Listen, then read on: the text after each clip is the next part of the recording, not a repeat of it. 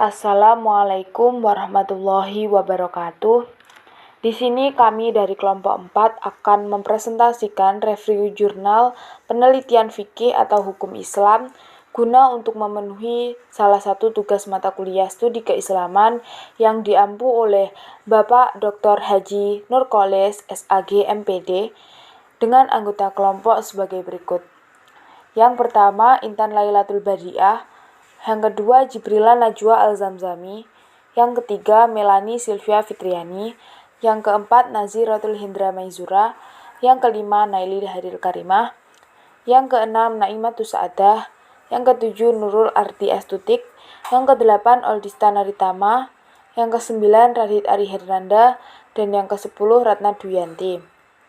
Untuk review jurnal yang pertama, kepada yang bertugas saya persilahkan.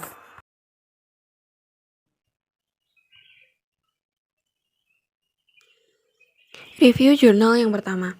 Judul jurnal, Konsep Keadilan Menurut Filsafat Hukum Islam dalam Perkawinan Poligami.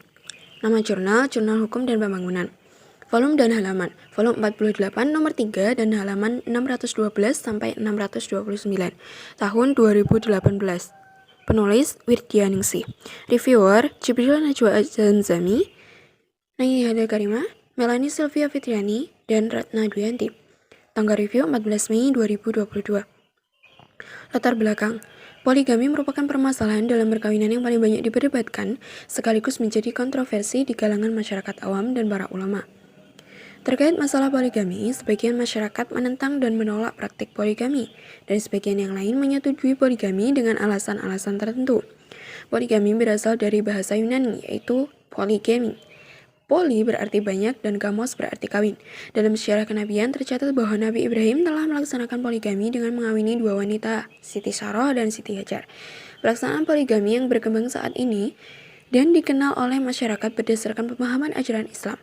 Sehingga perlu dikaji dan direnungkan secara mendalam mengapa Islam membolehkan poligami dalam suatu perkawinan serta bagaimana konsep keadilan menurut Islam dalam melakukan poligami. Perkawinan poligami dikenal dalam ajaran agama Islam berdasarkan pada Al-Quran, Quran Surah An-Nisa ayat 3 dan Quran Surah An-Nisa ayat 129. Berdasarkan ayat ini, sebagian besar ulama memahami bahwa poligami boleh dilakukan dengan syarat suami mampu bersikap adil dan dibatasi maksimal 4 istri.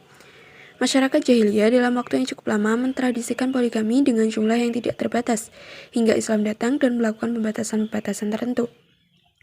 Para ulama berbeda pendapat mengenai ketentuan poligami, meskipun dasar pijakan mereka adalah sama. Menurut kebanyakan ulama, ayat di atas turun setelah perang Uhud selesai.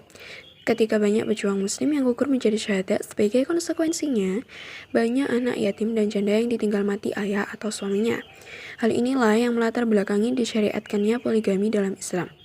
Islam sebagai agama wahyu yang mendasarkan pada firman Allah, yaitu Al-Quran dan sabda Nabi Muhammad, yaitu hadis, tidak melarang praktik poligami, tetapi juga tidak mewajibkan poligami.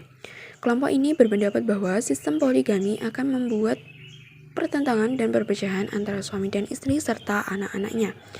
Kondisi seperti ini pula yang mengakibatkan tumbuhnya perilaku yang buruk pada anak-anak. Menurut mereka, perempuan tidak dapat merasa memiliki hak dan kemuliaan jika ia masih merasa bahwa orang lain juga memiliki hati, cinta, dan kasih sayang suaminya. Selain itu, poligami dipandang sebagai perlakuan diskriminatif Islam, karena hanya memberikan kesempatan kepada laki-laki untuk memiliki pasangan lebih dari satu, sementara perempuan tidak boleh. Tujuan penelitian 1. Menjelaskan tentang hukum Islam yang tidak menghalalkan poligami.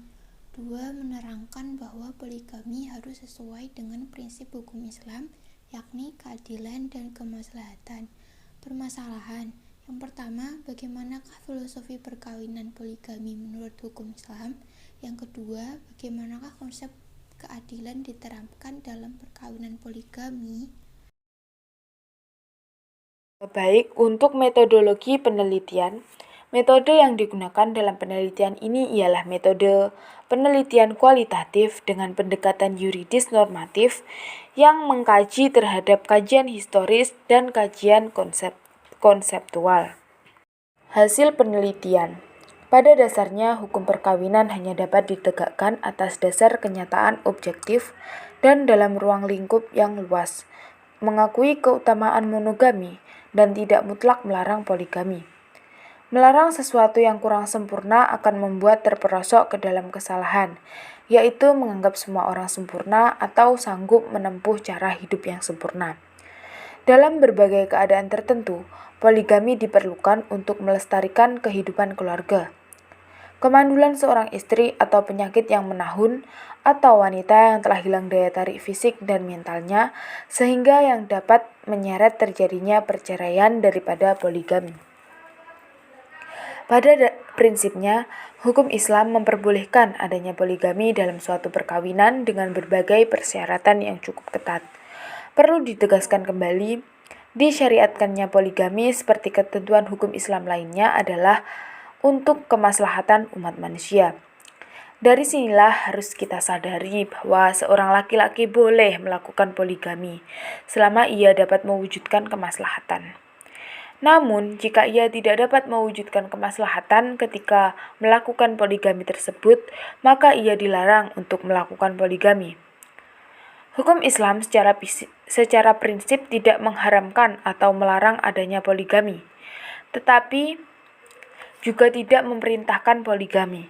Artinya, dalam hukum Islam, poligami merupakan suatu lembaga yang ditetapkan sebagai jalan keluar untuk mengatasi adanya problem tertentu dalam suatu rumah tangga. Poligami harus sesuai dengan dua prinsip hukum Islam yang pokok, yakni adanya keadilan dan kemaslahatan. Keadilan yang dapat diukur adalah yang bersifat kualitatif, tapi dengan memperhatikan kemaslahatan. Poligami harus didasari oleh adanya keinginan bagi pelakunya untuk mewujudkan kemaslahatan di antara keluarga dan juga memenuhi persyaratan terwujudnya keadilan di antara suami, para istri, dan anak-anak mereka. Kekurangan dan kelebihan dari artikel ini adalah kekurangannya terlalu banyak menggunakan kata yang diulang, seperti yang dan dalam, dan ada beberapa istilah yang menggunakan bahasa yang sulit dipahami. Kelebihannya, referensi yang digunakan cukup konkret dan bisa dipertanggungjawabkan. Cakupan yang dimuat dalam artikel tersebut memuat materi yang cukup lengkap dengan didasarkan dari penelitian yang sudah ada. Selanjutnya, review jurnal yang kedua.